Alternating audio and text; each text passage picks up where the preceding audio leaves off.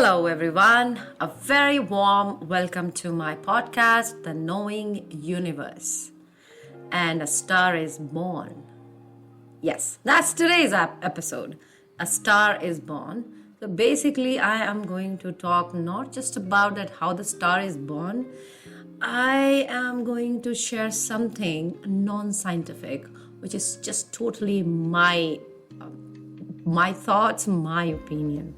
But first, let's go over how the star is born. Can you believe that actually the star is born after the gas particles and the dust particles, they just fuse together and they are heated at a very, very, very, very, very, very, very, very, very high temperature, which is also known as the plasma state. Okay, the plasma state is like the fourth state of matter. The first three are, which you know already every day on like everyday basis, solid, liquid, and gas. And the fourth is a plasma state, which is going at even higher temperature. So exactly that what happens when the star is formed. Of course, it's star, right? So star has to form at a very, very high temperature. Nobody becomes star just like that, isn't it? That's why we call everyone who does some kind of excellence in their field that they are the star. And I totally agree with that being a star is not easy. So the star is formed in, like you can say, the nest, and that is called as nebula. So star is formed when the dust particles and the gas particles are heated, because these particles, they become like a knot, and then they go at a very, very high temperature because of a process called fusion, which produces a lot of energy, and that forms a lot of temperature, high temperature, and that forms a star in the nest. And that nest we will call as nebula. And after this millions of years, yes, it is not like you just went in your kitchen and heated something, took some sand particles and gas particles, like the air or something, and there you go, voila, you have a star. It doesn't work like that. This process, which I just summed it up in like 2 sentences, it basically takes millions and millions of years. So if you want to be a star in your own life, in your own, standing, you have to work really hard.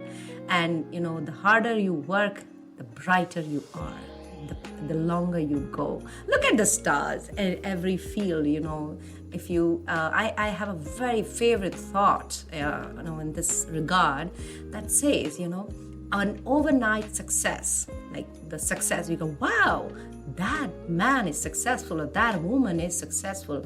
Rather, I should say the person is successful. You know what?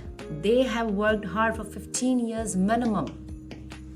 As the part of my growing up process, I love this. First of all, I was in shock. Really, it takes 15 years. But as I have grown a little bit, I have a lot of growing still to do.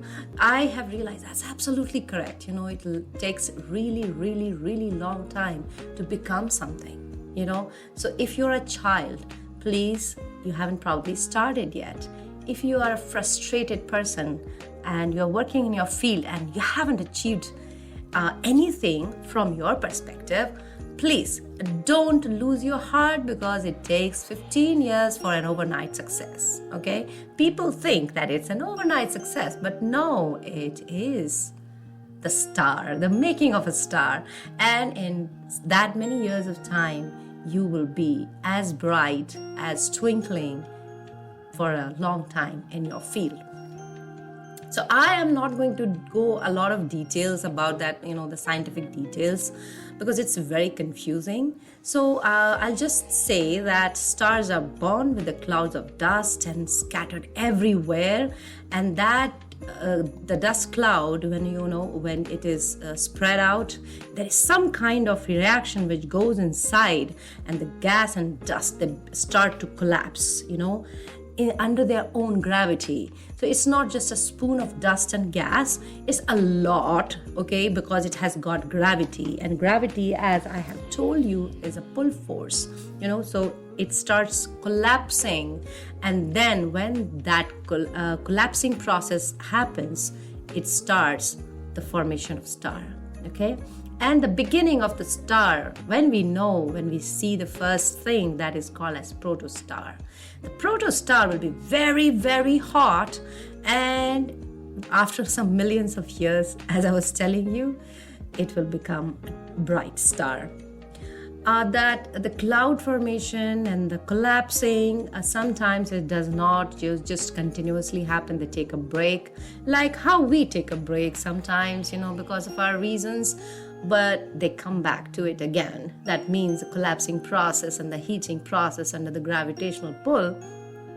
And the same way as we come back from small breaks to our passion, and come back to it. And we continue with that, and that makes us successful. So the stars, they are not just stars, they're teaching us how to become a star on Earth. So as I told you, it's a fusion process. And if you remember my first podcast, there I have told you that, fusion is actually more powerful than fission process, and it produces a lot of energy. The best example is our dear sun. Inside the sun, what happens, that hydrogen atom become helium and gives us so much of energy that, trust me, it's only the sun that we are surviving today. If there is no sun, there is no life anywhere. No exploration of Mars, nothing on Neptune or Pluto, whatever, nothing will happen. So thank you, sun. And sun is our main sequence star. Okay, so and you know what? All credits of life goes to the sun, but still it is not as big. It is just a medium-sized star. And to mature the sun, it will take in this phase around 10 billion years. Isn't it amazing? I feel that. Okay, so stars, and what happens to those stars? There is something going to happen. So the larger the star is, shorter the life would be. That makes sense, isn't it?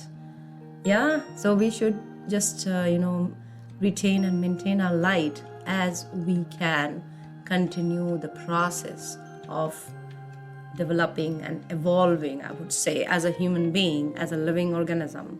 And when it will end? Very easy. So bigger the star, bigger the fuel it needs.